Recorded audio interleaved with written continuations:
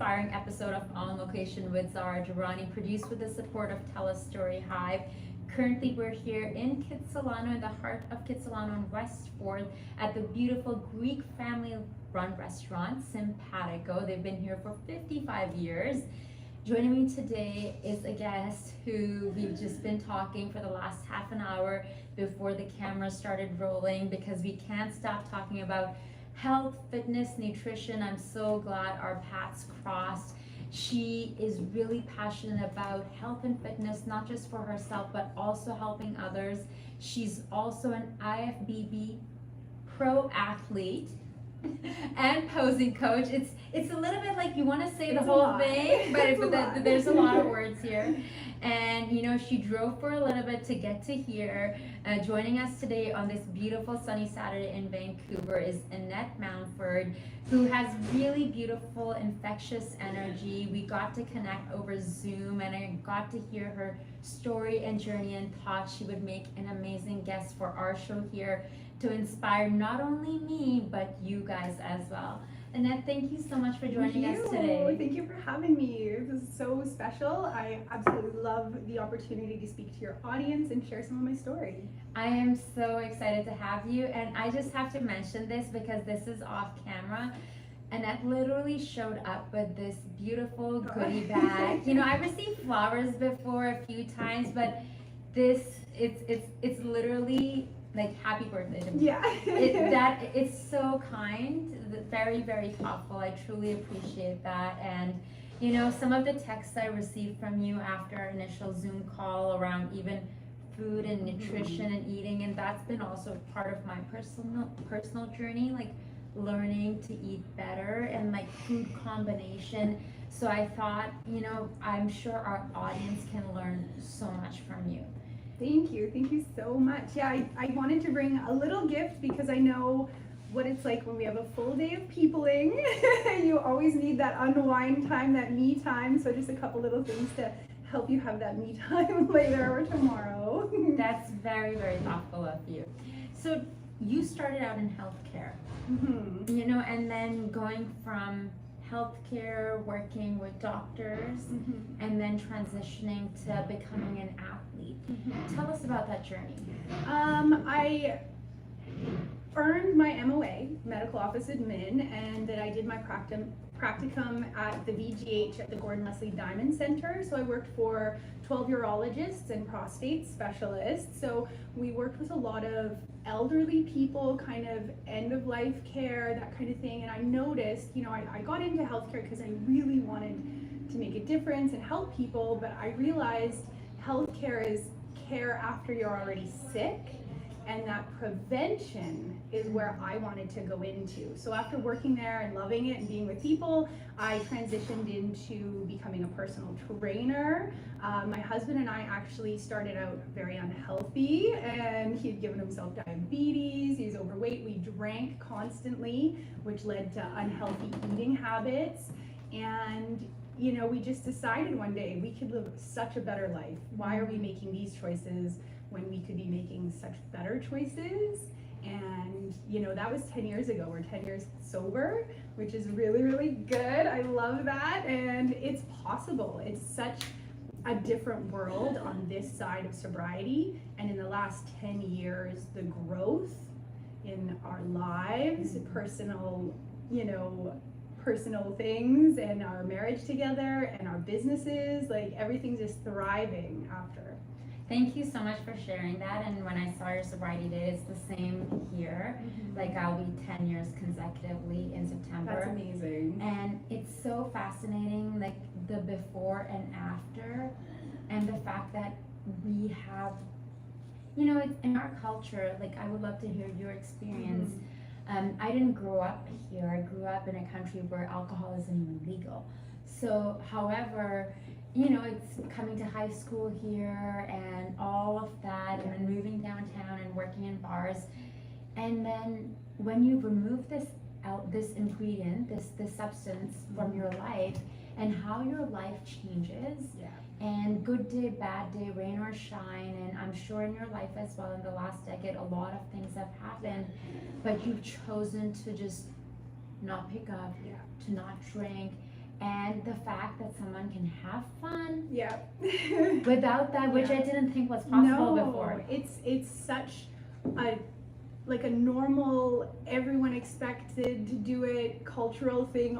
You know, anytime you go out, it's based around having some drinks, having a barbecue, going for some drinks, going to a concert, having some drinks, everything. It's totally okay to drink all the time. But what I noticed is when you decide to stop drinking, that's when you become the anomaly. That's when you become, you know, the other. You know, you're standing alone in the corner with your sobriety, right? But you need to find your tribe. You need to find a new community, because when you quit something, you quit your drinking, that's your people, that's your places, that's your things you're doing, and you no longer can do those things. But what you don't realize is that is such a small world. So small. And it also makes your world small. Yeah, totally.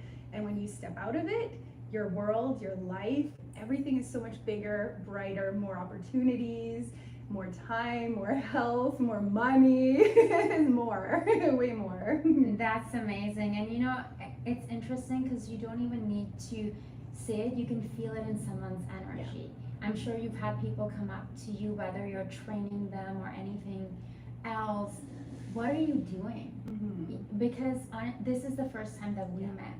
As soon as I met you, but even on Zoom or even through our correspondence, you just have this lightness to you. It's in the energy, and I think that comes from that resilient spirit that we cultivate. It's day at a time. Like this house, the structure is not built overnight.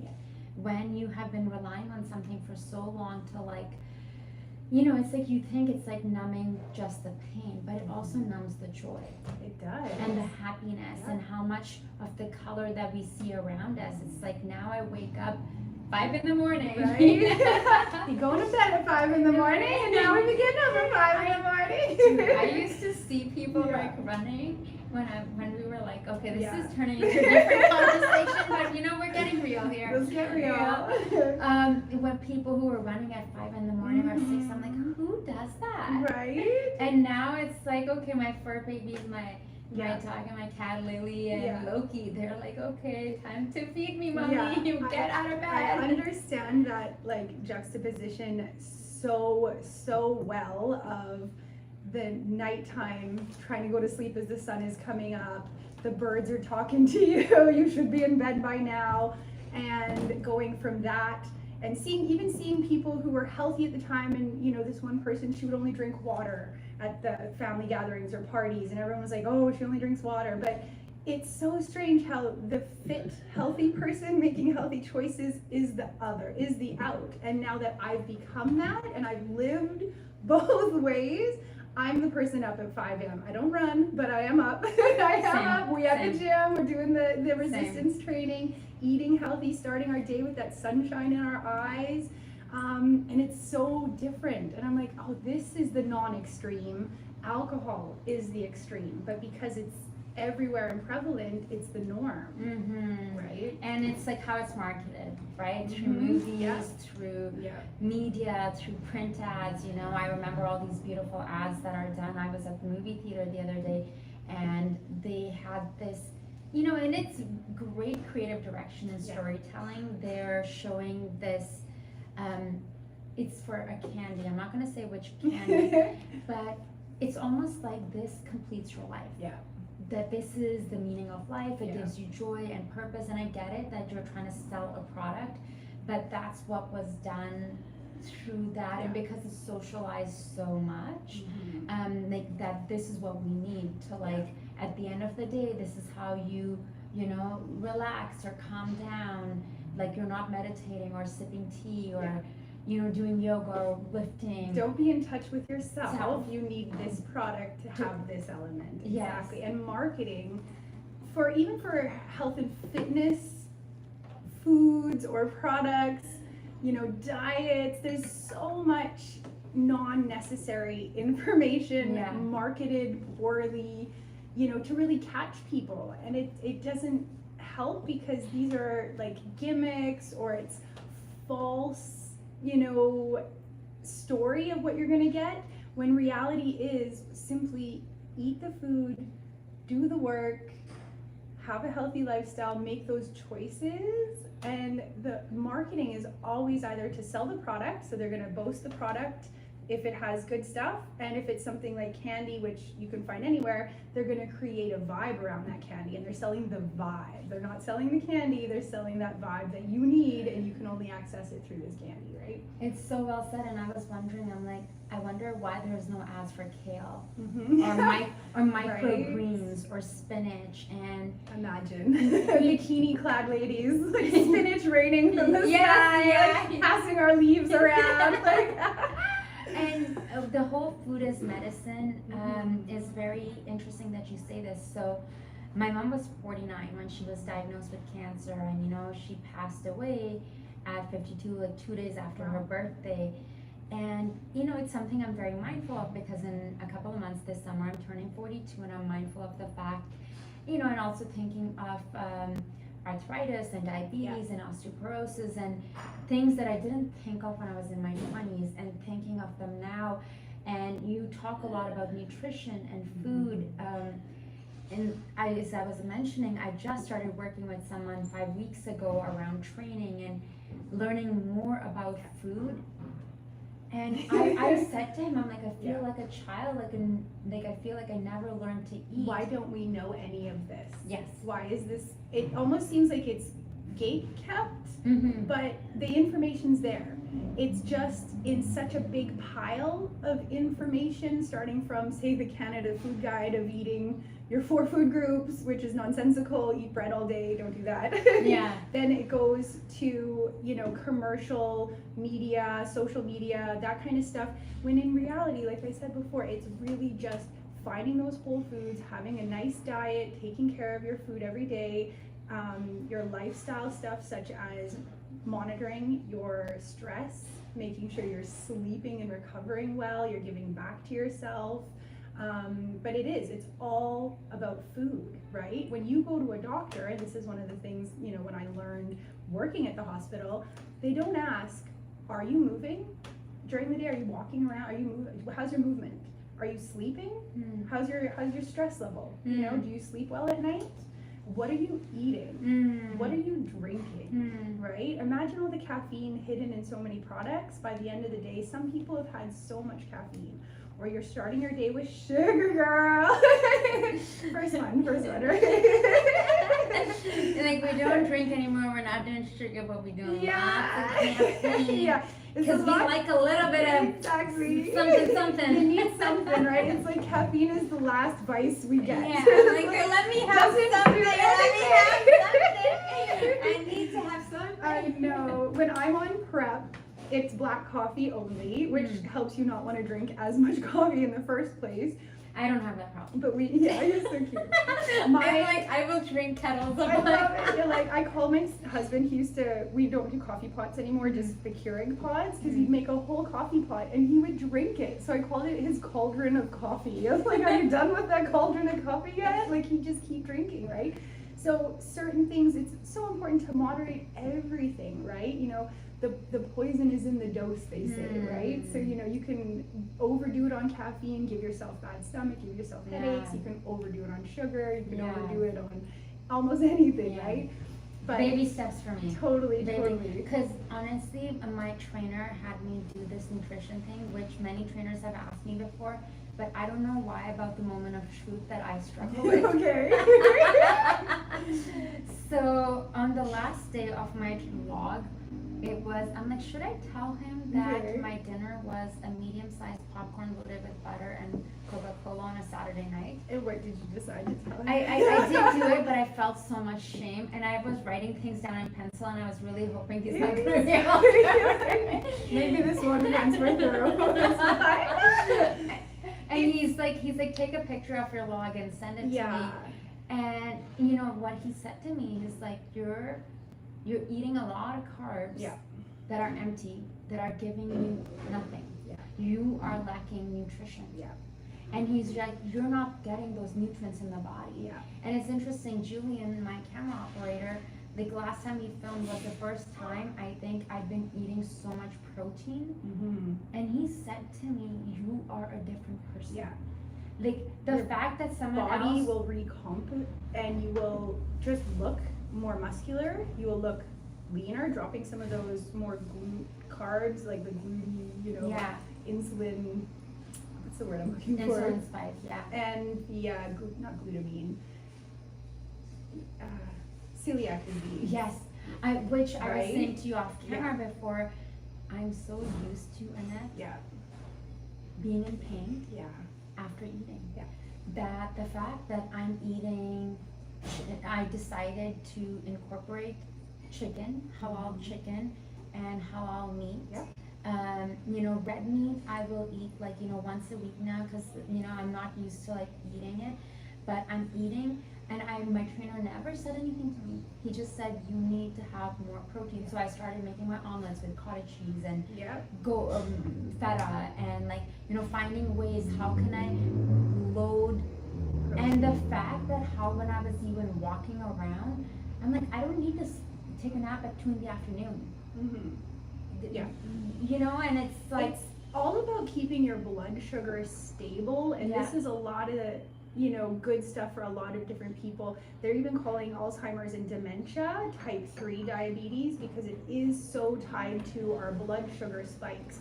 Having that spike really, really high, all this insulin pushing, and then what comes after a high? A low. So we swing low. That's when a couple hours later, you had that carby snack, that sugary snack, or the frappa wappa, sugary coffee for breakfast, when we should have really had protein, fats. That should have been our first meal, but you're gonna get that crash. Yeah. What you wanna do is use protein to keep that blood sugar stable, right? So protein through every meal. Protein is the only macronutrient that there is a whole diet around just eating meat. You couldn't do that with just eat fats or just eat vegetables or just eat carbohydrates. But there are people that are on carnivore diets and just eating meat, protein. I know I've heard essential. some podcasts where girls are like, oh, I have a steak or a ribeye for breakfast, and I was like, what? Yeah, and there are different diets, and there is not, and I'm going to put this to bed here, there are many different diets and ways of eating healthy. You have to find the way that works best for you. Maybe you love that carnivore diet, it works for you. Maybe you love something a little bit more paleo where you're just looking for those whole foods, that works for you. Some people are more vegetarian or vegan, and they do have more of a challenge to make sure all of that protein and all those essential nutrients are found in their diet throughout the day. Which was me, and I noticed such a difference in that since and I hope it doesn't offend anyone who is vegetarian or vegan. Because it can be done, but it has to be so scientific, so balanced. You have to track what you're eating to make sure you're hitting all of those. And just like with whole vegetables or whole fruits or any whole fats, anything like that, when you pick an orange or you pick steak, it comes with everything it needs in it. If you try to supplement vitamin C, it doesn't always come with the vitamin D it needs to absorb as well. Whereas if you ate an orange, you're getting fiber, you're getting some of those sugars, but you're getting the vitamin D, which helps absorb the vitamin C, and it's all together like a real powerhouse. When we eat especially red meat as women, it is so important for us with the iron, the healthy CLA, the healthy cholesterol. They're so essential. Every cell in our body's membrane is made of cholesterol. So we need healthy fats. We are, humans have come up on animal fat, on plants, on whole foods, right? We've never seen Oreos before. Our bodies don't know what that is. We don't know what processed foods are, but that's basically it's so hard to understand that we can think we're eating healthy and we are not, because things are packaged, marketed, presented as this is a healthy option, and it's just as processed, it's just as high sodium, it's just as low nutrient. And by you addressing your nutrient, not deficiency, but that's the best thing to do when you first start your first diet. It's not to cut out stuff and be guilty and take things away from you.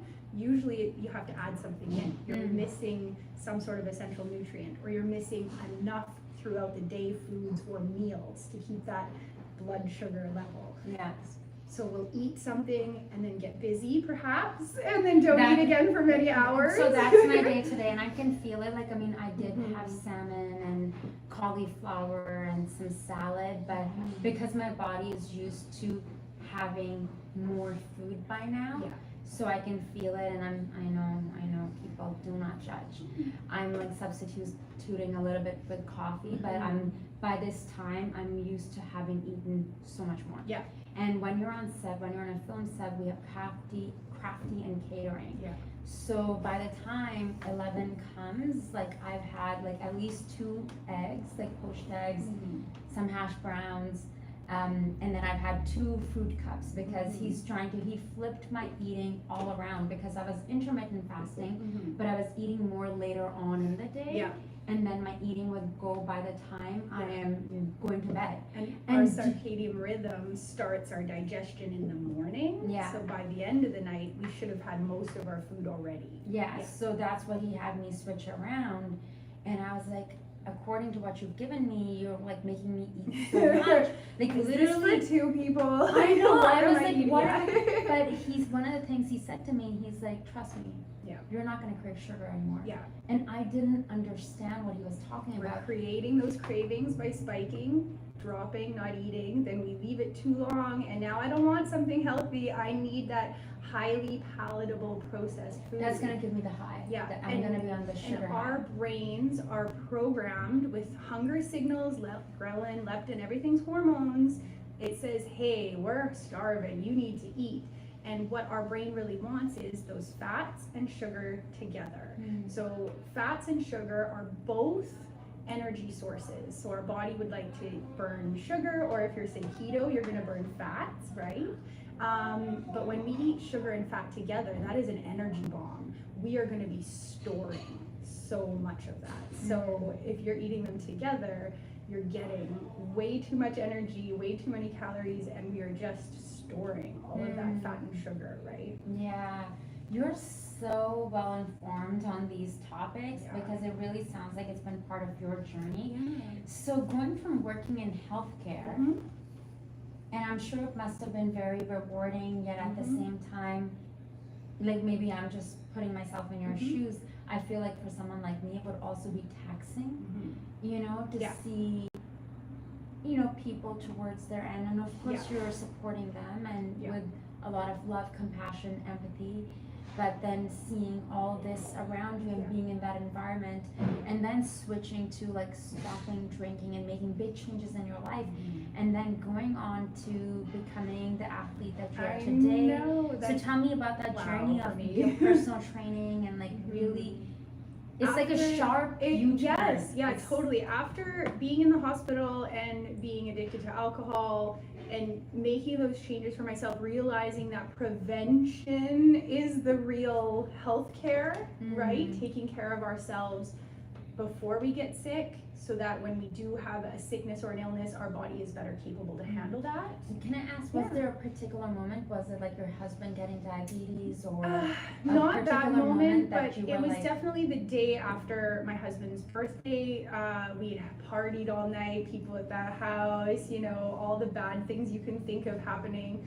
And waking up the next day and just going, I am on a ride I can't get off of. I need to get off this ride. And my husband, he started walking every day with our golden retriever, and he used that hour a day, rain or shine, whatever it was, to talk to himself, to give him that therapy. Some people might go to AA, some people might have counseling, some people might ask a friend to, you know, be my sponsor and help me through this, whatever it is, right? You need to go through the process of, why am I drinking? Why am I using this vice? Because it's not just the thing, it's the reason behind it. What is underneath that? If you get rid of the reason, you get rid of the need. Yeah. You know what I mean? So really working on that self piece, and then we started using the gym in our building.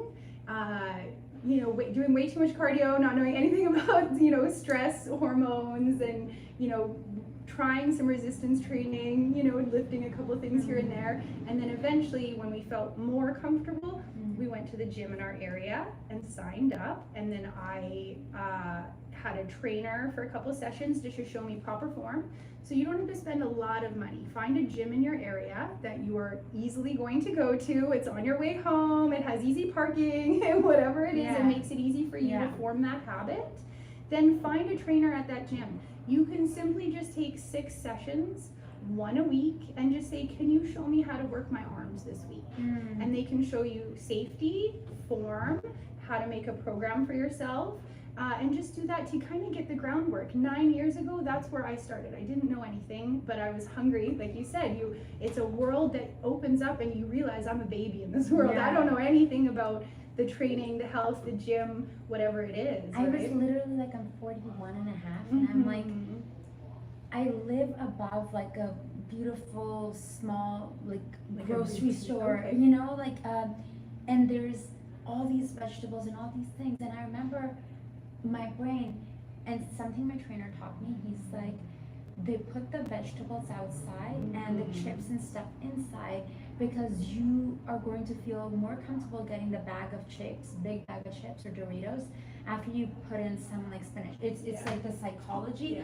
and that was me, right? Like I can have my spinach and my fish, and then I'm gonna have my chocolates, dark chocolate always, you know, but my dark chocolate is 30%, you know, like I'm like, okay, I'm 30%. Connoisseur over here. I like that. I like the chocolate to me, girl. I know your next gift will be chocolate. You're so sweet. Oh, you're so sweet. And just understanding the marketing aspect and understanding that how, like you said, the cycle, that okay, for me, I stopped drinking and whatnot, but then it became food. And I realize now it's like a subconscious blanket, and then having, you know, and depending on the cycle and the time of the month, like I will go through and there will be cycles of, because I binge eat, you know, like I understand I'm genetically smaller, but I will eat everything. And that's hormones. Hormones do everything in our body, from telling us we're full to telling us we're hungry. Stress is cortisol, which is basically the hormone that stops everything else from working. If you are stressed, you're not going to lose weight. If you're stressed, you're not going to deal with your nutrients very well. If you're stressed, you might not go to the bathroom very well, that kind of thing. And I always find when we're thinking and looking at our hormones, especially as women, if we track our cycle, we know so much more about ourselves. And there's usually a 2-day period right before my cycle where I'm eating everything in the house, and I'm just like, why can't I stop? What's happening? And then if I just look and realize, oh, this is that 2 days where my hormones are just so raging for food, for, hey, we need sustenance. Our biological, you know, body is doing what it's supposed to do. It doesn't know I don't want to eat all that food. It doesn't know that I'm trying to stay slim. It doesn't know. It's just doing what it's been doing for thousands of years, right? Like I'm talking about myself because I'm just so shocked, and that within 5 weeks, the difference. And for me, I started tracking my cycle like literally only a couple of months ago, and I found like a really good app, and you know, I got the free version of it. But since I increased my protein intake, I'm trying to find a good word because I know we're rated G, but it's like normally my hormones, like I want to pick fights and I'm very like cranky. Triggers. Yes. And then eating everything. However, I couldn't believe like my first cycle after like me making these changes and weight training 3 days a week. I couldn't believe how things were smoother. Less pain. Yes. Less problems in the bathroom. Less everything. Yeah. Totally. I could not believe. And that's a great signal and indication of what it's doing for your body all day, every day, all months, not just that time of month. So if we know we're going through a hard week that week, and all of these things that we've changed in our lifestyle have now made that week, wow, maybe I didn't have that much PMS, I didn't have that much bloating. You know, progesterone gets blamed for a lot of bathroom issues during our thing, but sometimes you just need to realize I need to eat a little bit more fiber, I need to make sure that I have the right amount of iron, I need to make sure that I'm staying on hydration. By fiber, are you talking more greens or? Yeah, you can have fiber through your greens or fibrous carbs, something like russet potatoes with the skin on, sweet potatoes versus say something like breads or pastas, which are very heavy and will stay with you and already cause that bloating usually. A lot of people have a celiac kind of trigger anyway with gluten. That was the word I was trying to think of earlier. Yeah, the G word, gluten. Yeah, the G word. Like I realized that that's literally it for me, because we went very clean cut, because I told him my goals of, you know, working in my industry, and like I said, I want to be fit, I want to be strong, I want muscular definition, but I want to look like this. Like I know my genetic like body type, like how it is. So it's like literally, so he's been working just my back. The 1 month, shoulders and back, like just posture. Because we're forward people. Even when I'm working with my posing clients, the first thing I address is posture. And everybody has short pec muscles. We're typing, we're texting, we're driving, everything is like this. And we really need to stand with our spine stacked well so we don't get those hunch problems, you don't have neck problems. All that tension in your neck is really from mechanical issue. And addressing that, they always say that when you're starting out training, especially, you want to do 2 back exercises to any front exercises, because we see the front all the time. We're going to be growing those biceps, we're going to be doing that, but addressing the strong back and being able to have everything pull back and keep us erect properly is a lot of people's first, you know, thing to address. And I've never worked on my back up until now. But look at this dress you're in, that back, girl. You're so sweet. And like, I mean, you are the athlete, you're the pro, so I feel like funny even saying this, but we've been like making some content, and for me to see the journey and seeing the evolution of like that, how in this time period of 5 weeks. And now I love like making these videos, and there's something about, I feel like, and I would like to hear from you and, you know, the journey that you've been on, because you've gone on to like compete so much and you've won awards and, you know, you've placed, and now you're helping individuals, and which I want to talk about. But I get so, because for someone who is, hey, I just want to be healthy, you know, I want to speak from that place, because I feel like I am that person who is like, you want to optimize your health, optimize your physique, optimize your hormones, right? Everybody is so different, and you don't have to lift weights. That's just something I like to do. You can choose any form of resistance training, and I think resistance in life, of all things, when you find resistance, that is where your growth is. If you are a little seed under the soil, that again. That's a quotable. That's a quotable. We like that. Say that again. Resistance is where growth comes from. If you look at a little seed under the ground, it needs to have the strength first to push through the soil to reach the sunshine. The resistance of that soil is what helps it grow strong. Or once it's grown, the wind, they always say to shake your fig leaf trees, those Instagram videos, give it a good shake, because that's that you know, resistance and that it needs to do, it triggers growth in it. So when we're doing resistance training, actual literal resistance training with our muscles, whether you're a rock climber, whether you want to be a sprinter, whether you want to be a bodybuilder and lift weights, that resistance in all aspects of life is where our growth comes from. So find something that makes you happy. Maybe you're a swimmer, you know, maybe you're a mountaineer and you want to go hiking and climbing mountains, so you throw yourself into that. You start climbing small walls, you start doing a little bit of weight training to get stronger, you start, you know, hanging out with other climbers, and you become obsessed in that realm and go forward with your growth, right? So find something that tickles you and wants you, you know, and it doesn't have to be extreme. Like you were asking about I just want my level of maximum health and wellness. That's amazing. We should all be striving for that. I think that all humans, we should be living at the maximum of our potential, but it's so hard to break out of what our social norms and our lifestyle is, break away from social media, all this messaging, everything everyone else is doing, and find that healthy stream of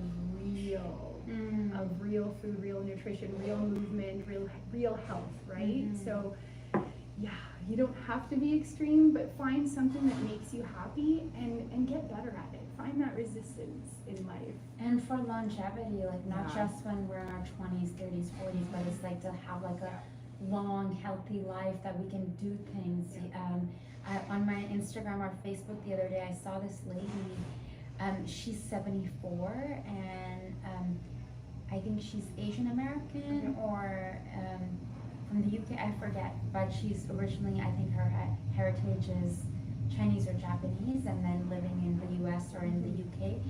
And she just placed first in saw this that is so familiar. yeah, and just to see her running and the strength and everything, and of course there's the physical benefits, and I know there's many articles about this, and I know because I used to teach yoga, but of course I go through my ups and downs as well. But from training again, and like for me, people are like, what are you training for? I'm like, life, right? I'm like, I'm training for myself, and it's honestly become my meditation, my therapy. It allows me, like the 30 minutes that we train, it just allows me to find something inside of myself and to go still and to be like other people's ideas of me or what they may think of me. It doesn't matter. It's all about, it just gets me, and I get it now, like how they get into becoming an athlete. So now I want to talk about you just going from cardio at the home gym to like joining this gym, you and your husband. When did you go, I'm gonna become an athlete and I'm gonna go and compete and I'm going Actually, that is a big my husband Steve, we've been together 19 years, and I'm not gonna cry, but he's literally the wind beneath my wings. Like, all things are possible with him in my corner. And we went through a decade of partying and all that stuff, and turning it around, and now we have a decade of health and wellness and helping other people and becoming leaders in our community, and having that respect from other people in our community is just like such a change. But we first, when we got sober, we needed to replace the people, places, things. We had no lifestyle for 3 months. We stayed home and avoided everything because we didn't want to fall back into those habits. And then there was a Vancouver pro show, and Michelle Crack is the most incredible pro athlete, and she started the Vancouver Pro Show, and it was this big health expo downtown at the convention center, 2015. We went just to see the booths, just to see the healthy people, see what products we should be using and buying, and try to kind of immerse ourselves in a realm we had no idea about, right? I've been at my home gym, I've been at the community gym, and that was the extent of what I knew, right? Yeah. So we went to this show, and I didn't realize there was athletes on stage, so we ended up buying tickets and going through to the show part of it. And sitting there, my husband and I, total troglodytes in this freaking universe, and sitting there in this audience watching these incredible athletes. And I tell you, these pro athletes, they looked like superheroes, they looked like anime, they looked like something you would see in a comic book, with all their muscles and their abs and the way they were walking and holding themselves. It just seemed not possible. These are not humans. Like, who are these other echelon of human? They must be different to be able to get that level. And I was sitting there watching them, and my husband leaned over and he said, you could do this, right? I don't want to cry, but I laughed in his face. It was an audible ha, thinking me, who used to skip gym class, who was overweight, unhealthy, didn't know what I was doing, barely made it to the gym, that kind of thing, and he thought I could do that. So we ended up at the show kind of asking around, looking for a coach, and we heard of my coach, Darren Toma, with Custom Built Training, and I hooked up to go meet him at his store, and he had a supplement store and trained at this one gym. So I went and saw him and signed up with his team, and that was a couple months before my first show. We ended up training. Yeah, it was incredible. He gave me the diet, the plan, the programming, everything, and weekly check-ins. We would go do posing with the team. I have a question. Yeah. How do you go in a couple of months from like you're here randomly just like looking to becoming super like disciplined and like this is your diet? Now excuse me to say that gave me the diet. Like I understand there's a lot of cookbooks, there's a lot of nutrition things, like information out there. To adhere to something is like for women, like most of the women friends Can I say diet can be a 4-letter word or it can be a very good word. And there's 2 ways of saying it. Like, oh, I'm on a diet, I can't eat that. That's a bad way to use the word diet. When I'm talking or speaking about diet, I mean my nutrition plan. And my diet, just like you now, was eat more. Was eat more of these good things. Track it, plan it, measure it, weigh it. So I have a maintenance amount that I would eat every day to make sure my body had the same amount of protein, fats, carbs, greens, fiber, all of that. And that way with that maintenance level, deciding on, do I need to grow a little bit? Should I eat a little bit more? Is it time to lose weight? That's where we're going to drop a couple calories a couple days a week. Or do refeeds if I've been dieting too long and now I'm at a plateau and the body won't lose weight. That's when a refeed will come into play and you'll bump your calories back up for a day or 2. That way your body will balance your ghrelin, leptin, all your hormones, your cortisol, all of that will get rebalanced. And you will actually lose like 3 or 4 pounds a couple days after eating more. So if you think that weight loss is eat less, move more, and that's a linear trajectory, it's not. A lot of times, once you learn the training that you're doing, you actually need to eat more. Because now your metabolism, we've started turning it back on. The mitochondria, the energy centers in your body, start turning on. We start getting more energy because we're asking for more energy because I'm doing more. But you said at the beginning, what was it like to go from training a little bit? I was lean myself. So the cardio I could do, that lean thing I could do, and I met my coach with not a ton of muscle, not really knowing how to focus it. Then he gave me that focus, and it was a little bit different the first day, trying to eat the chicken, the rice, all those foods, buying the food, freezing the food, defrosting the food, measuring the food, cooking the food, eating the food, cleaning up after the food. It is almost like a full-time job, but it is actually easier, cheaper, and less time consuming than when I'm off season and I'm like, oh, what am I gonna eat for lunch? Where am I gonna get that? What am I gonna do? Is it gonna be a Sam? Where am I going? Versus when you're on prep, your next meal is waiting for you. You eat that, your next meal is waiting for you. You eat that, you don't have to question, you don't have to worry. I find when we're hungry making food choices, that's where we make the bad food choices. You need to have the food before you're hungry. You know, it's like the days that I have the boiled eggs sitting there, or like one day before going to a friend's birthday dinner, I made like, I had 2 boiled eggs, a whole thing of cucumber, hummus, and like nuts, seeds, things on top, and salt and pepper, because I didn't want to go to this dinner thing hungry to La Terrazza with like all the pasta smell, because I know I'm gonna be in pain. My stomach, it's just does not, even gluten-free, because I don't need those extra calories. Is it really nourishing me? Not really. So tell me about the mental aspect of it and the discipline, because I think when you start training and you start really nourishing your body, over the years, because you've competed a lot and now you're helping other women, by making these changes, like how it has been, because I'm sure by, you're not only eating well, you're also pushing your body, and like you said, you need to have that resilience, like the growth, you need to have that resistance that allows you to grow. I'm sure the mental health benefits of all of this. No wonder you come here, you're like almost floating on air. I'm like, this is like easy, she's girl. just like happy, you know? She's Yeah. just, I mean, this happiness levels are next level. Yeah, it's just like you're saying too, when you're doing yoga or you're spending your time on yourself, whether it's in the gym or having that time with yourself physically being active, that is also how or my husband walking for his hour a day to start out, that is you working on your mindset. Doing hard things helps you not see them as hard anymore. If you quit while something is hard, it actually has a psychological effect on you and you will become a quitter.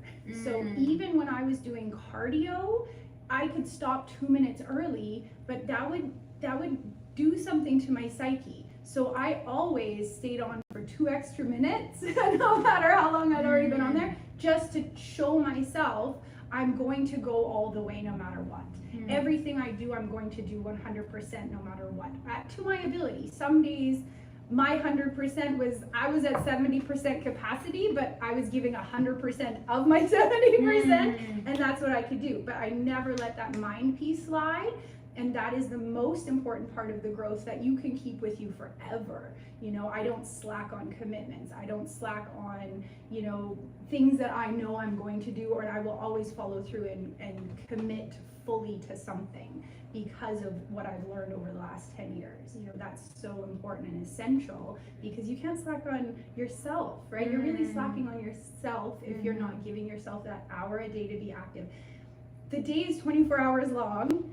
We are physical creatures, you know, we're not a tree with roots in the ground, we can't move. We are meant to move.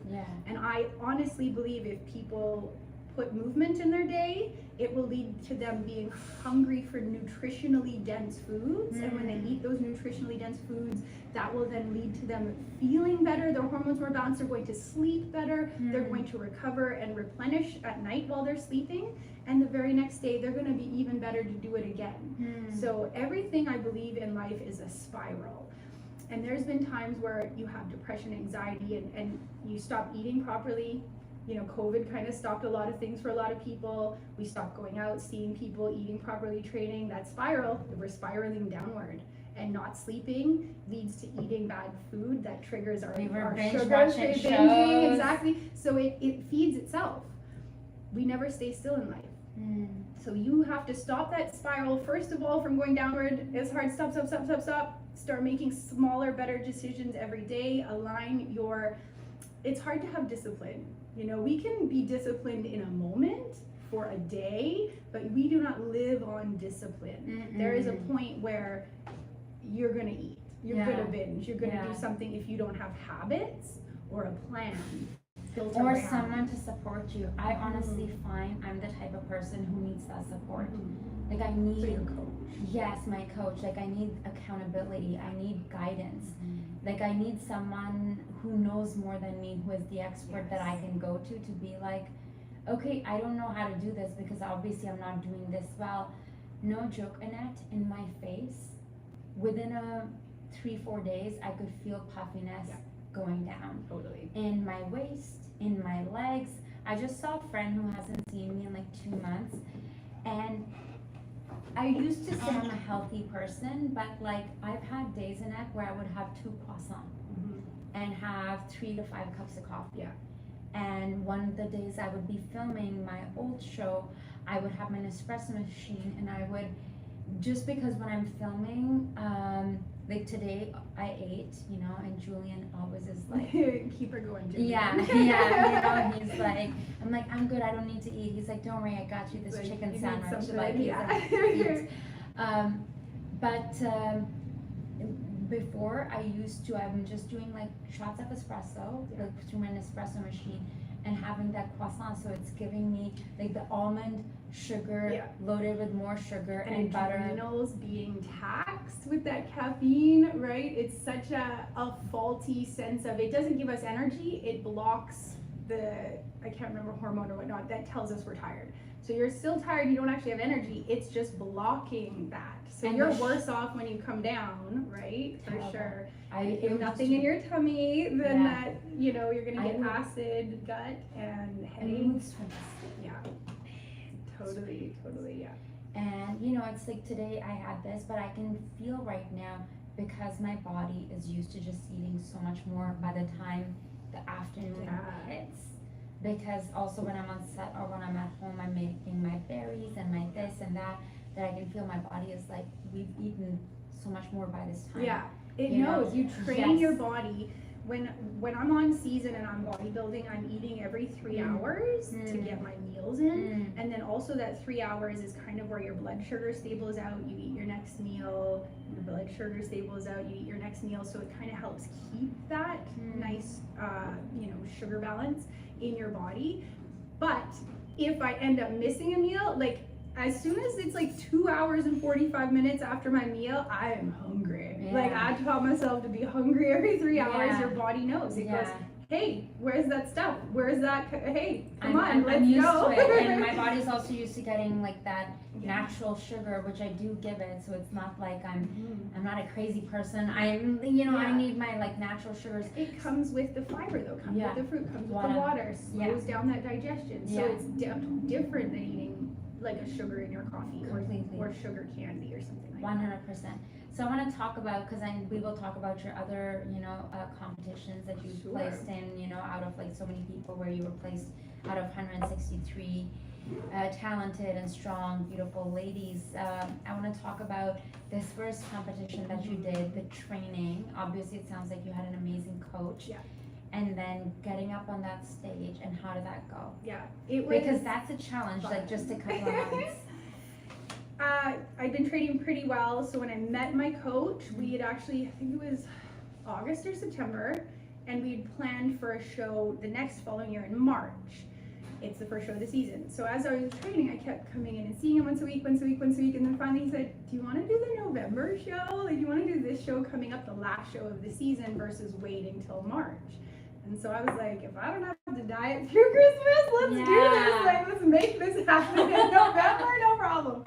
So I hit the Popeyes Fall Classic in 2015. You hit the what? The Popeyes Fall Classic. Okay, that's what it's called. It was called that at the time. Now Michelle Crack runs. No, sorry, that's Lee Brandt has it at the end of the year. So similar show, but different promoters. But I did the show in 2015. There was 138 just bikini competitors. So my category is bikini, and then they get more muscular and leaner for the women categories as they go up. So say wellness, figure, physique, and bodybuilding. So there's a realm for every woman and what she wants her body to look like. For me, I really liked the look of bikini, plus my legs don't seem to want to grow. So I was like, I really liked figure, but my body looked really good at bikini levels. So I was like, okay, we'll stop here. Totally. But entered the show, had a great team, great coach, and great support with my husband. He made sure I was at cardio, took me to the gym, helped me cook my food, helped me carry my meals, did everything, helped me with my posing privately, like just everything. It was really good to have that support, right? Have a trainer, have my home coach, my husband, right? And then getting up on stage that day, I just felt, my husband and I, we said, we wanted to do this as a celebration for our sobriety. We didn't know where it was going to go. I didn't know I was going to be good at it. I didn't know anything. I just knew that I was going to be the person standing on stage having the most fun. No pressure, no sweat, ain't no thing, just have fun.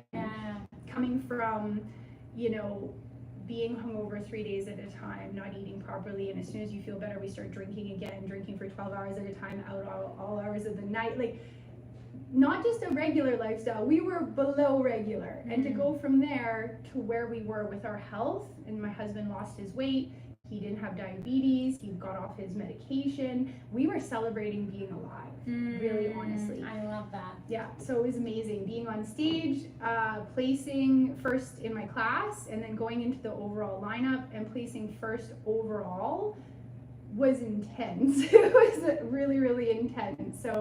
So grateful for the support that I had. A lot of people helped me along the way, and that's why it was important now for me to give back. After my first show, back in the day, we used to have to do provincials. So after my regional show, I would compete against everyone in the province. And my second show was provincial show, and I won the provincial show overall and became Miss BC 2016. That's amazing. Sent me to nationals twice, 2 in a row, top 5 there. And then when I won my pro card, we entered it's an international show called the Ben Weeder, and it happened to be in Toronto that year. So we flew back to Toronto and did an international show with athletes. And that's why I love my sport so much, because you meet some people from all over the world. You don't speak the same language, but you're like, hey, you look good. Like, hey, what you do? Hey, it looks good, right? Pictures all around. It's a great time, great sport, great people. And I ended up winning first in the Open and then first in Masters, which put me in the overall lineup. I was taking up 2 spots. So when I won my pro card, I won 2 double pro card. And it was the synergy that created from doing all of that was amazing. And it made me feel like maybe I could be more. Maybe I was a fitness person. Maybe I was an athlete. Maybe skipping gym class when I was in high school wasn't really me, and maybe this is me. Maybe I am in health and fitness, right? And the whole time I was competing, we were also volunteering at all the shows. Back in the day, it was a volunteer-run community league called the BC ABBA, and I was a head show coordinator's assistant. So we would run all of the shows with the promoters just to have continuity between the shows.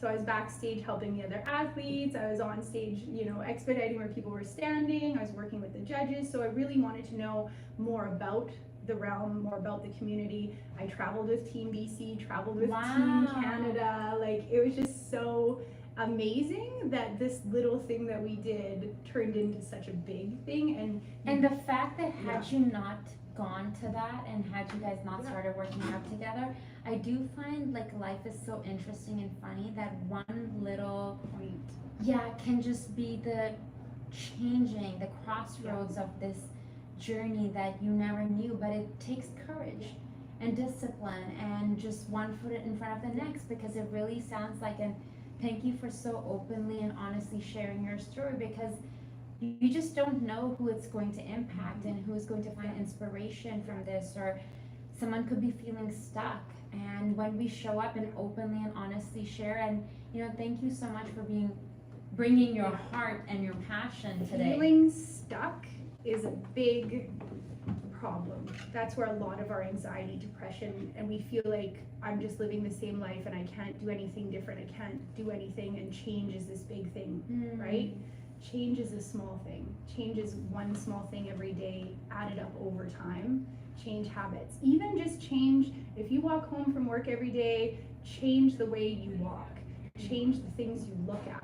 I always say an analogy is, if I'm sitting in a car and I'm looking out that window, the view does not change until I get that car moving. So you have to get moving before your view is going to change. You can't get out of your stuck unless you start moving. And sometimes, like you're talking, change is one pivotal point where you take a complete right turn. Holy cow, I didn't even know that lane existed. Look where I am now. And sometimes change is just simple exponential change over time.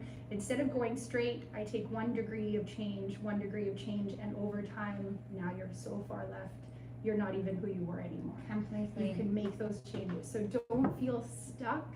Stuck just means you're not moving. So get moving. And something as simple as, going for a walk.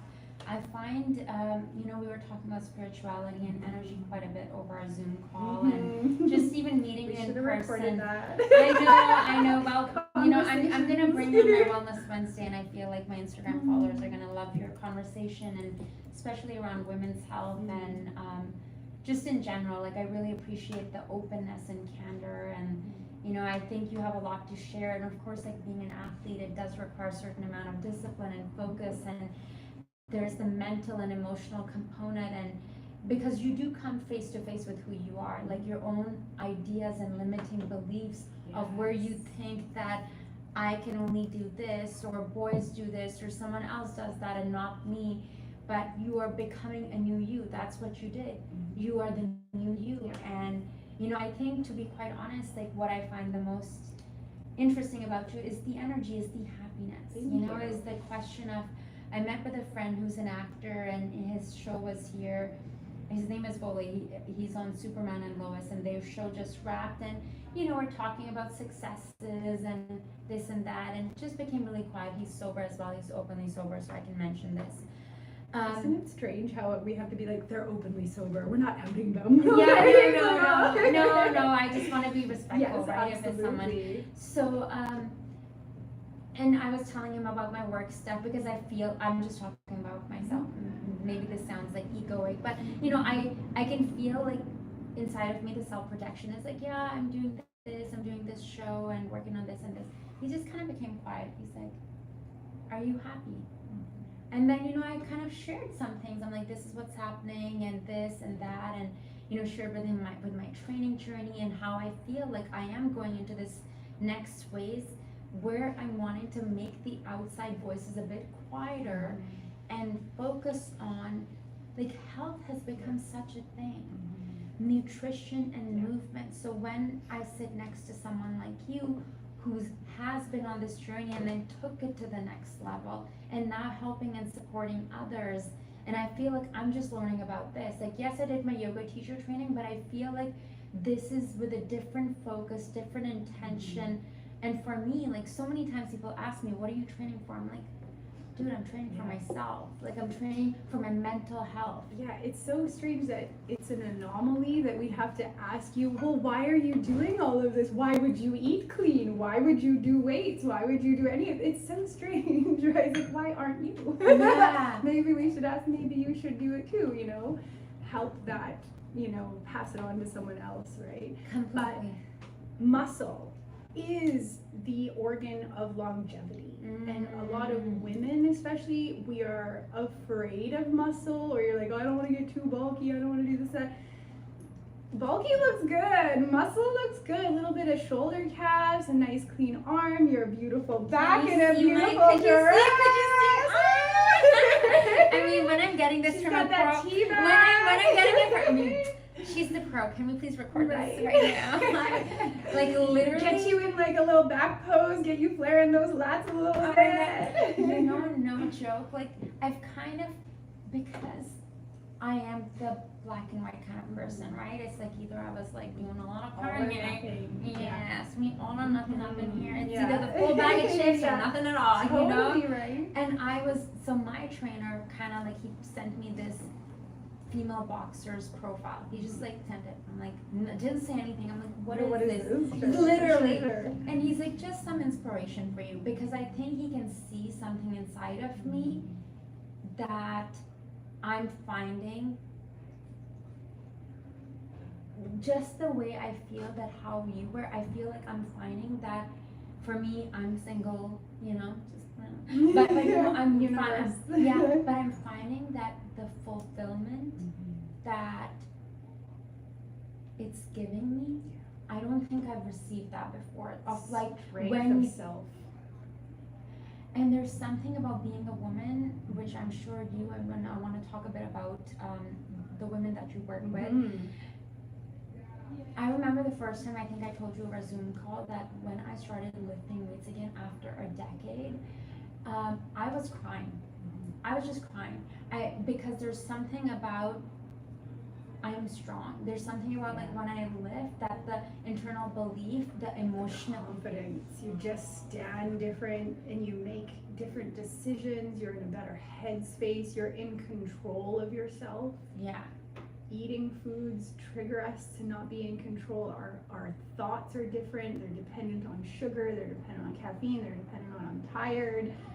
Versus, if this is you optimal, where are we going from here? Like, this is optimal me. Yeah. And I never knew that me, right? I think schools have a lot on their plate, I get it. But I think better than just a regular gym class, we could be training and teaching young people about their bodies, how to move their bodies, not just dodgeball, not just can you touch your toes. This is our like health test in class today. Maybe it's different, 41 years later. But I had to learn, just like you, we have to learn this ourselves in our 30s and 40s. Yeah. Where are we going wrong as a society here? This needs to be out. More people need to know that it's attainable, reachable. and you feel so good. The first year of our sobriety, you know, it's a year of firsts. A first birthday without alcohol, first Christmas without, we went on our New first Year's, vacation. when you have your first New Year's, you're girl, like, we were asleep at 9:30. I was like, keep it down. you know, when I was like, okay, I'm not gonna drink, but like, you know, champagne is not alcohol. Right? And then I was like, But and it's then sugar. I know, but my friend was like, Zara. And I'm like, but, and I wasn't even at the time in a relationship or anything, but I'm like, what about on my wedding? Yeah. Like, what about, like, I'm like, all my happiness and like Yeah. everything was somehow wrapped up around this. But it's so interesting, like now, like, for example, you walking in, you know, someone on the outside would be like, oh, she had a little something that Right? got her so happy. No, honey, you're just naturally Yeah. that radiant Life because comes you out. are connected with life force energy. Yeah, totally. And because I'm in my full real self, I'm not guarded at all, because I'm not worried about, am I going to do something shameful or say something rude? You know, you're out of control if you're drinking or recovering from yesterday's drinking, you're not feeling so good and you're snappy or triggerable. That's not the real me. Yeah. That's not who I was. And people who knew me when we were drinking versus, you know, seeing my husband and I now, he has a very recognizable voice. He sings. But people can recognize his voice, but they won't recognize him. Like, we'll be in the grocery store and we'll walk by somebody, and then Steve will be talking to like the teller or whatnot, and then the guy will turn around and he's like, Steve? Like, I didn't even recognize, I heard your voice. Like, that's how I knew it was you. But he's changed so much, and we've changed so much. And it's not just a physical change. The change you're talking about is that internal effervescent, find your energy and let that shine. And when you see healthy, well people, like, I told my husband one time when we saw this beautiful couple, this is one of the reasons we wanted to change, this beautiful, healthy couple, we were at a friend's birthday dinner somewhere downtown, and this couple walked in, and they just looked like their skin was glowing, their eyes were bright, they had that energy coming out of them, and they had fit bodies, and they looked good, and I was just like, I want to be that couple. That's what I wanted. Why can't we be that? You know, and then of course we drank and got drunk and went out partying the rest of the But night. the seed was planted. The seed, was right? there. So it starts with thinking, thoughts. Let go of the guilt. There's so much guilt for what we haven't done or what we've done that's bad. You have to just let it go. Let it all go. Who gives? Give it away. Go away. Today's a new day. What can I do different today? Right? And focus on going forward from there. And it does require that internal forgiveness, and like you were mentioning earlier, we have to review and take a look at, okay, what was the reason why I needed to escape my present? We're at time, but before I let you go, I want to talk a bit about you helping women. Sure. So you also, you know, you compete, you've won all these, you've had all this recognition, and you know, you've been on this journey as an athlete yourself, but not only have you received these accolades, you're also supporting other women who are wanting to do this for the first time. My favorite part of it all is the fact that it has put me in such a good standing with the community, the people, that I can help other women. I can help other people. You know, after my first 2 shows, people, some of my teammates asked, you know, help me with my posing, you're so smooth, this and that. So I'd help them a little bit. And meanwhile, I was taking my personal training certification. I was going to get my nutrition so I could be a coach and a trainer just like everyone else, you know. And everyone kept asking me to help pose with them, And I'm like, I'm busy. I'm trying to get my trainers. I'm trying to do this. I'm trying to be a coach. And then I just realized the universe is organically creating this lane for me. I was at the time the only posing coach in BC, posing out of an old heritage theater, so I have a stage for my clients to pose on, and that snowballed. People made me take money. They're like, no, we want to pay you for this. So after a couple of years, I started raising my prices and helping the clients pose. And what I realized, it's not just the physical movements that women have a hard time with knowing their bodies, because we're so taught to be demure and small and not walk into a room with big shoulders. whereas you really want to walk around with a commanding presence. Posture is how we tell the people around us so much information, especially if you look at the animal kingdom. Everything is body language, everything is eye contact, everything is how they hold themselves when they meet another animal, right? Same with humans. So the piece that I think a lot of women were missing was that self-confidence, that inner confidence. The people I work with are high-end people, elite athletes, career-driven women, 4 kids, husbands, houses. They have a full plate already, and then they've added this almost full-time job of training in the gym, dieting, eating right, doing the cardio, all of this, and they still feel not good enough, or they feel like I haven't done enough. Because this is putting yourself out there in a very different way. Because I think what comes to me is like, as a performer, it's very different. Yet if you're a CEO and you know you're a mom, you're doing this, if you're putting yourself on stage and you know taking off versus, and you're in a bikini and you're showing this at them, because performers, like, even yes, we have our stuff around projection and everything too in our body, but it's so different if you're taking someone from an office who started training and then being like, okay, get in a bikini and like, let's see, we're gonna judge and this is gonna be a competition. You've never worn high heels before.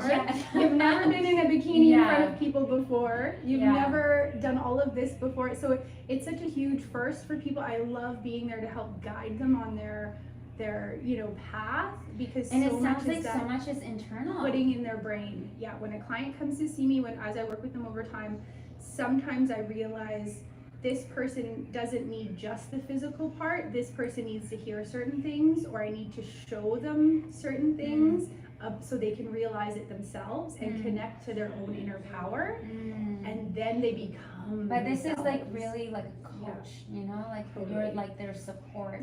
Like how you were saying, you know, how you got emotional talking about your husband.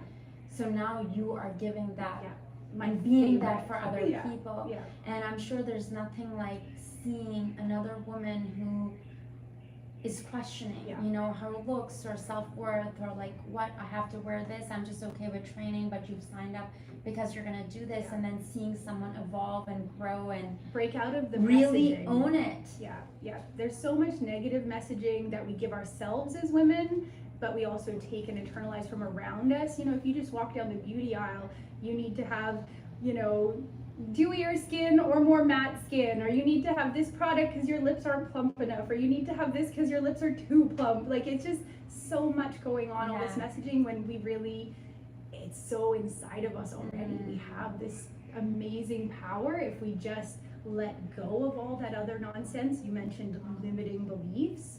We limit ourselves so much. I'll have women come in and tell me, they'll say, I can't walk in heels, I can't do this, and I can't do that. They'll tell me the things they think they can't do, and I said, well, you walked in here, didn't you, on your legs? Like, you know how to walk. And we get them posing and working, and we break through those limiting beliefs, and I can see the change as they come to my classes, and they have that posture now. And you're like a new person. And they know not to speak poorly of themselves in front of me. That is a huge rule, because when we hear our own voice telling ourselves, I can't, I can't, I can't, we're reinforcing that.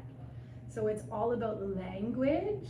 So, you know, how we speak to and about ourselves equals how we really are. So start speaking it into power and let all that negative stuff go, because we got enough of that. We don't need to do that to ourselves. You just let that go.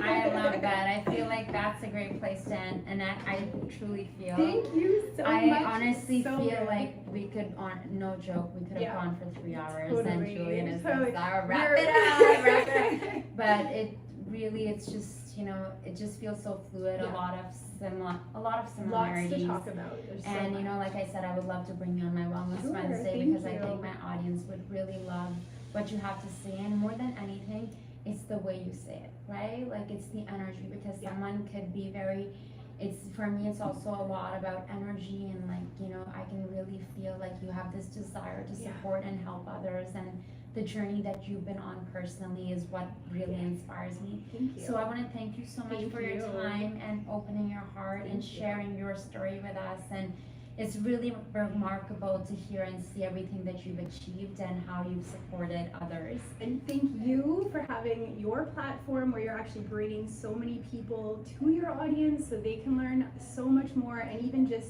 discover new worlds that they didn't know existed. Completely, like all this is new worlds for me, so thank you. Well, I hope you all felt inspired today. If you got something from this conversation, it would mean a lot to me if you got in touch and shared with us. And we'll of course share social media information about Annette so you can follow her on social media. Until next time, I'm your host Zara Durrani, and you're watching On Location with Zara, and today we're here at Simpatico on West 4th, a beautiful Greek restaurant.